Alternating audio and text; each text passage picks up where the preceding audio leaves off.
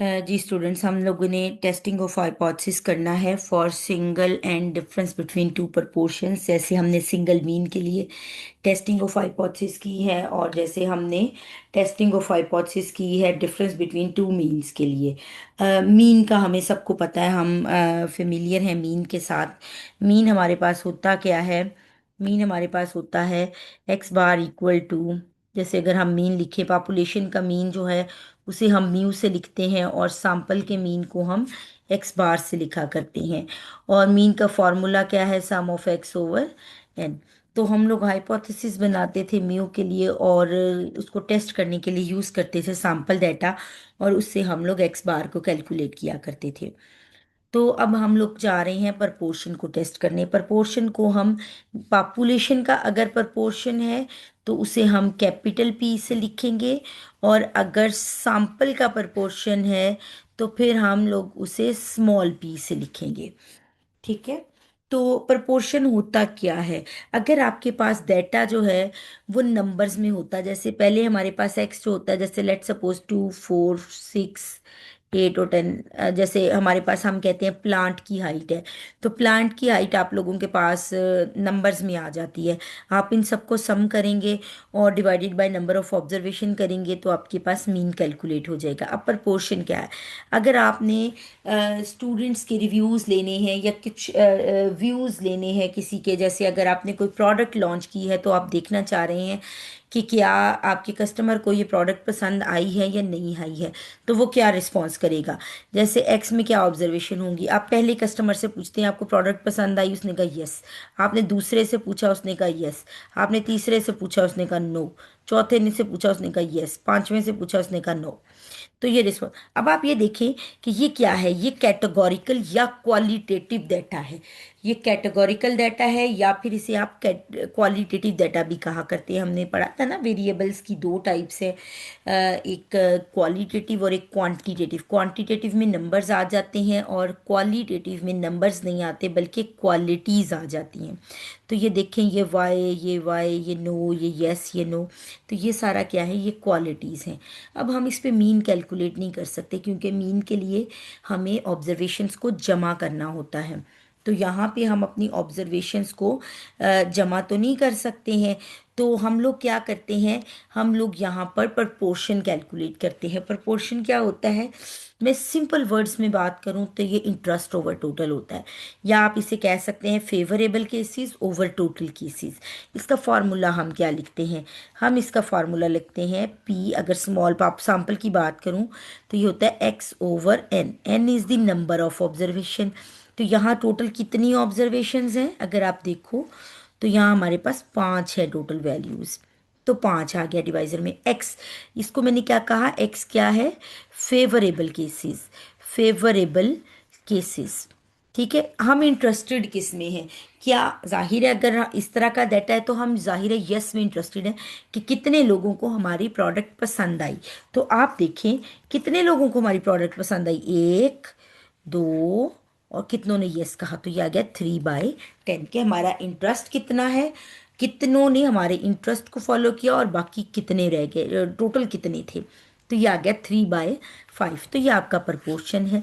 तो अगर ये सारी पॉपुलेशन के लिए कैलकुलेट हो तो आप इसे कैपिटल पी से लिखोगे। अगर हम इसे सैंपल डाटा से कैलकुलेट करें तो हम इसे स्मॉल की पी कहते हैं। तो मैं सिंपल वर्ड्स में अगर बात करूं, proportion is the average of qualitative data, या आप इसे कैटेगोरिकल डाटा भी कहते हो। जैसे अगर आप ये कहो, ये मोस्टली ऐसे होता है कि जहाँ पर हमारे पास क्वालिटीज़ आ जाएं, जैसे किसी, जैसे मैंने भी आपको एक एग्जांपल दी कि किसी प्रोडक्ट की क्वालिटी से रिलेटेड आप लोगों की राय लेना चाहते हो। और इसके अलावा जब आप लोग क्यूईसी परफॉर्मा फिल करते हैं, टीचर एवेल्युएशन परफॉर्मा, तो उसमें भी आपने देखा होगा कि आपके रिस्पॉन्सेज जो हैं वो क्वालिटेटिव होते हैं। कैसे?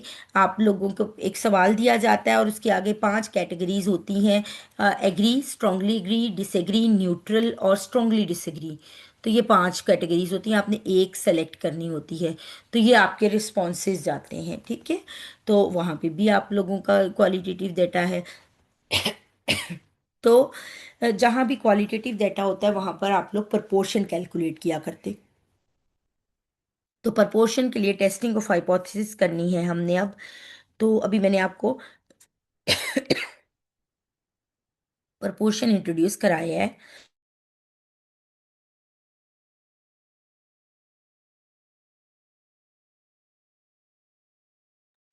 तो अब आपका टेस्टिंग ऑफ हाइपोथेसिस आप लोगों ने प्रपोर्शन के लिए करना है, तो आप लोग किस तरह से टेस्टिंग ऑफ हाइपोथेसिस करोगे प्रपोर्शन के लिए, ये देखिए ज़रा।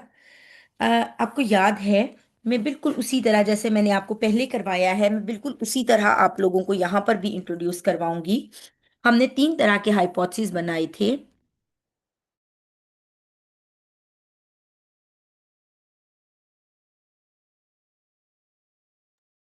जी, तो हम लोग देख रहे थे कि testing of hypothesis for proportion किस तरह से हमने करना है। इसमें हम देख लेते हैं कि हमारे पास है, ये देखिए, मैंने आपको तीन तरह के हाइपोथेसिस बनाने बताए थे। मैं अभी बिल्कुल मीन के लिए लिखती हूँ कि मीन के लिए आपने किस तरह से जो है वो हाइपोथेसिस बनाया था। पहली जो टाइप थी मैं उसे वन लिख देती हूँ। उसका पहला पार्ट था नल हाइपोथेसिस, जिसे एच नॉट लिखा करते थे और मैं लिखती थी mu is equal to mu naught. और दूसरा आ जाता था H1 और mu is not equal to mu naught. ठीक है, और यहाँ पे आ जाता था H0, mu is less than और इक्वल्स टू म्यू नॉट। ये पिछला वाला ही लिख रही हूँ फिलहाल, उसी पे आपको समझाऊंगी। और दूसरा जो था वो हमारा होता था H1, mu is greater then mu naught. ठीक है, और ये आ जाता था H0 और म्यू इज ग्रेटर देन और इक्वल्स टू म्यू नॉट। और H1, और इसमें आ जाता था mu is less then mu naught. ठीक है। अब प्रोपोर्शन के लिए कैसे बनाना है, बिल्कुल इसी तरह जैसे यहाँ पे हमने बनाया है। जस्ट मैं अब म्यू की जगह कैपिटल पी, क्योंकि हाइपोथेसिस हमेशा पॉपुलेशन पैरामीटर के लिए बनाया करते हैं। तो ये देखिए, बाकी कोई चीज़ मैंने चेंज नहीं की, जो इरेज किया है उसको देखिए। Capital P, capital p not, capital P, capital p naught. ठीक है, कैपिटल पी। देखिए, वो वही चीज़ है जो हम पहले करते आए हैं। तो अब सिर्फ हम उसको, जहाँ म्यू लिखते थे उसकी जगह पर अब हम कैपिटल पी को रिप्लेस कर देंगे। ठीक है, ये आ जाएगा p is greater than p naught, p is greater than equals to p naught, p is less than p naught. ठीक है। तो इसमें बिल्कुल सेम हाइपोथेसिस बनाने का तरीका है, ये पहले टाइप का, ये दूसरी टाइप का और ये तीसरी टाइप का। ठीक है, कोई डिफरेंस नहीं है। हाँ, जब आप, अच्छा, इसमें एक और चीज़ जो चेंज होती है ना, वो टेस्ट स्टेटिस्टिक है। टेस्ट स्टेटिस्टिक किस तरह से चेंज होती है वो मैं आपको थोड़ा सा बताऊंगी। उसके लिए मैं न्यू स्लाइड जो है ना वो यहाँ पे इंसर्ट करती हूँ।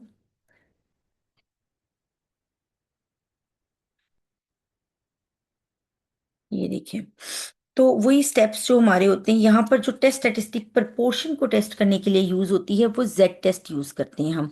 जिस तरह टी टेस्ट था बिल्कुल उसी तरह हम जेड टेस्ट यूज करते हैं।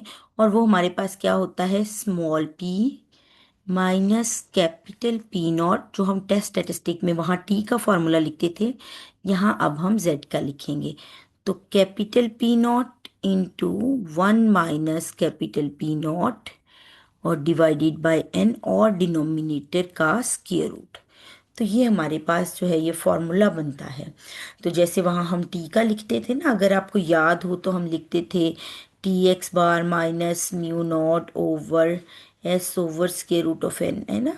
तो बिल्कुल ये तो आपको जो मीन को टेस्ट करने के लिए यूज़ होता है। तो जब प्रपोर्शन को टेस्ट करना है तो आपने ये फॉर्मूला यूज़ करना है। तो जब जेड टेस्ट यूज़ करेंगे तो यहाँ पर आपको याद हो कि हम देखते थे एक तरफ हमारे पास कैलकुलेटेड वैल्यू आती थी, एक तरफ हमारे पास टैबुलेटेड वैल्यू। इन तीनों में बिल्कुल लिखने का तरीका वही था, कैलकुलेटेड और जी टैबुलेटेड।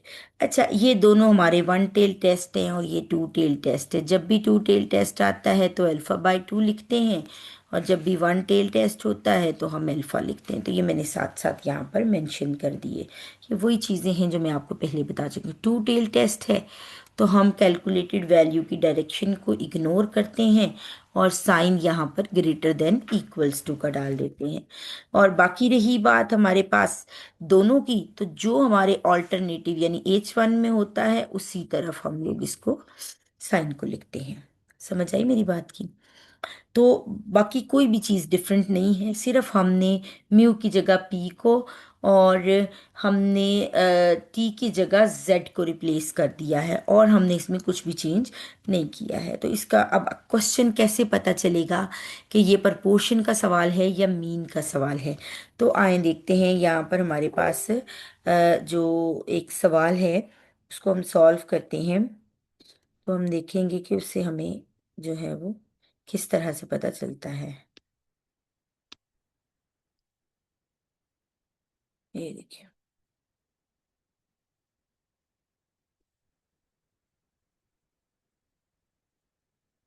ये एक हमारे पास क्वेश्चन था। जो प्रपोर्शन होता है ना, जो मीन होता है ना, उसमें या तो आपको वैल्यूज दी होती हैं कि ये डेटा, और आपसे कहा जाता है कि इसकी मीन यानी हाइपोथेसिस भी मीन वैल्यू या एवरेज वैल्यू के लिए होता है। लेकिन जो आप लोगों के पास होता है प्रपोर्शन, उसमें काउंट्स गिवन होते हैं कि टोटल इतना काउंट था, उसमें से इतनों में ये प्रॉपर्टी है।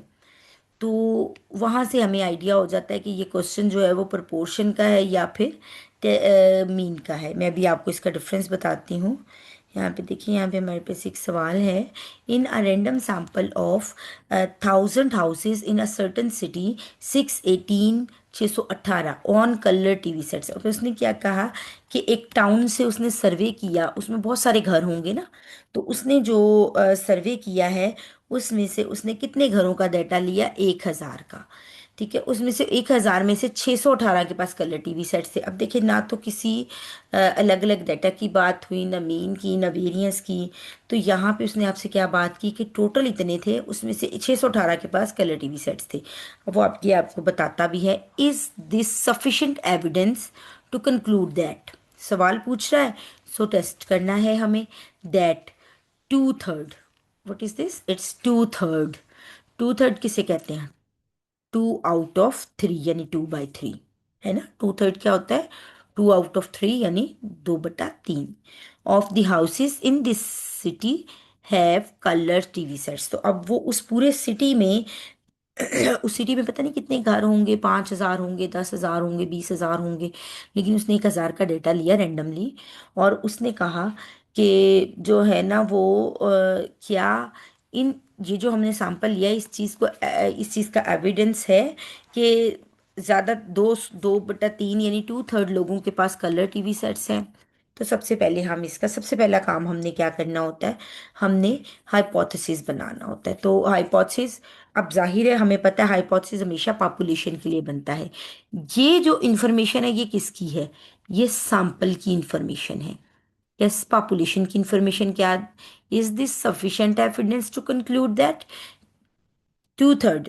अब क्या, हाउसेज ऑफ दिस सिटी, अब ये पूरे सिटी की बात कर रहा है, तो पूरे सिटी में 2/3। ठीक है, तो ये क्या है? ये कैपिटल पी हो गया, यानी पॉपुलेशन का हो गया, पूरे सिटी की बात कर रहा था। तो P इज इक्वल टू 2/3, और इसका ऑपोजिट क्या आएगा? P is not equal to 2/3। अब आप इसे डिवाइड करके भी लिख सकते हो। अगर आप 2 को 3 पे डिवाइड करते हो तो ये वैल्यू जो है ये आप लोगों के पास बनती है 0.66। तो या फिर आप इसे लिख सकते हो 0.667। 0.667, ठीक है। तो आप इसको इस तरह से हाइपोथेसिस बना ले। मैं इसको सही करके यहाँ पे लिख देती हूँ। आप यहाँ पे लिख ले H0। हमें पता है जिसमें इक्वल साइन है वो H0 में जाएगा। 0.667, आप इसे 2/3 भी लिख सकते हो, दोबारा बता रही हूँ। और P is not equal to 0.667, ठीक है। 2/3 भी लिख सकते हो डिवाइड करके, फ्रैक्शन में वैल्यू भी लिख सकते हो। फिर आ जाता है सेकंड स्टेप, और वो है लेवल ऑफ सिग्निफिकेंस। गिवन है तो हम यूज करेंगे, otherwise we will use it as 5%, that is 0.05। Third step is test statistic, अभी मैंने आपको इसका फॉर्मूला लिखवाया कि क्या फॉर्मूला है।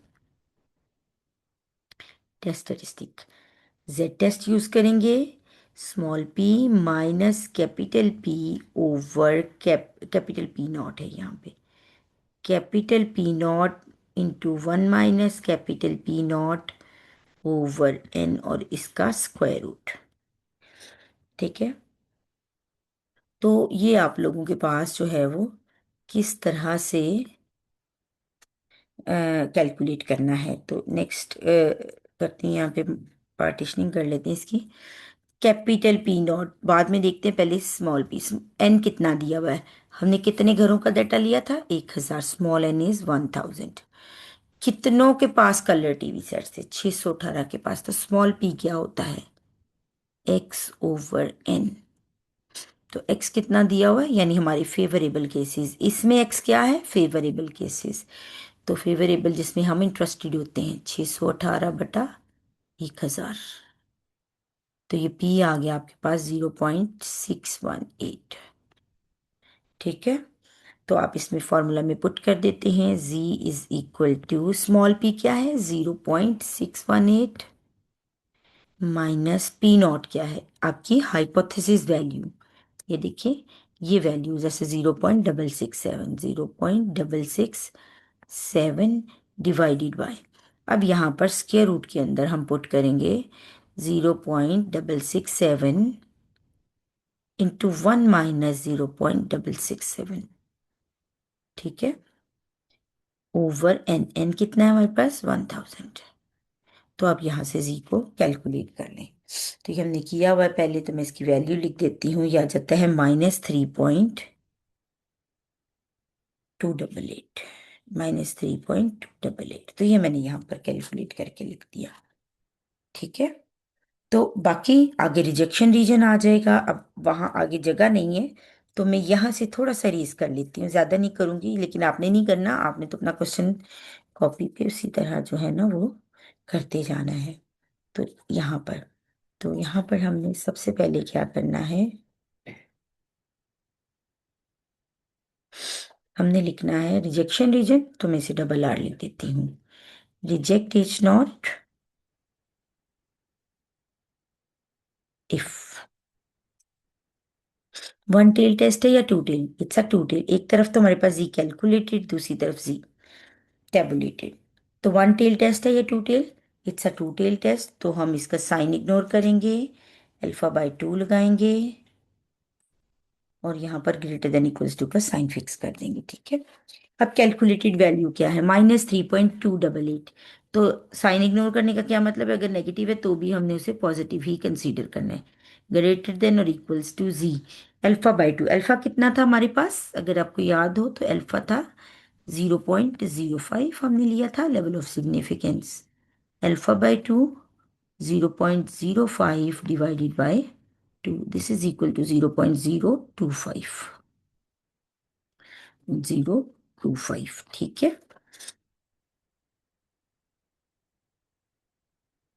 तो ये आपके पास आ जाता है 3.288,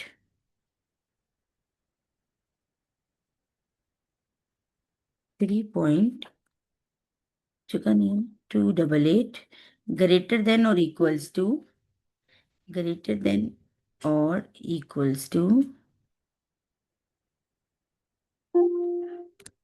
चलिए आप इसे ग्रेटर देन और इक्वल्स टू कर लेना, और ये आ जाता है आप लोगों के पास जी। अच्छा, अब ये z की वैल्यू कहाँ देखनी है आपको, ठीक है, टेबल मैंने देखना बताया था, उसी टेबल में इन्फिनिटी के सामने जो वैल्यूज होती हैं t के टेबल में, हम देखते हैं कि 0.0, अगर यानी वहाँ मेरे पास डिग्री ऑफ फ्रीडम की वैल्यू होती है, यहाँ हमने इन्फिनिटी के सामने देखना है, वही t का टेबल 0.025 को इन्फिनिटी में आपने देखना, तो ये वैल्यू आ जाती है 1.96, 1.96, क्या 3.88, 3.288, क्या ये ग्रेटर है 1.96 से, yes, this is a true statement, so we reject our null hypothesis. ठीक है, अगर नल हाइपोथेसिस रिजेक्ट हुआ तो हम क्या कहेंगे, ये दोनों ऑपोजिट स्टेटमेंट्स होती है ना, तो अगर हमारा रिजेक्शन रीजन करेक्ट है तो null hypothesis will be rejected, और रिटेन किसको किया, H1 को। So we reject our null hypothesis and may conclude that two-thirds of the population do not have color TV sets. इसको हमने वर्ड्स में लिखना है ना, तो मैंने यही जो स्टेटमेंट जिसको मैंने सिंबल्स में लिखा था इसको दोबारा स्टेटमेंट्स में कन्वर्ट करिए। ये देखिए, ये सवाल हमने यहाँ पर नोट्स में किया भी हुआ है। तो is not equal to two third, ये हमने इसका कंक्लूजन भी लिखा हुआ है।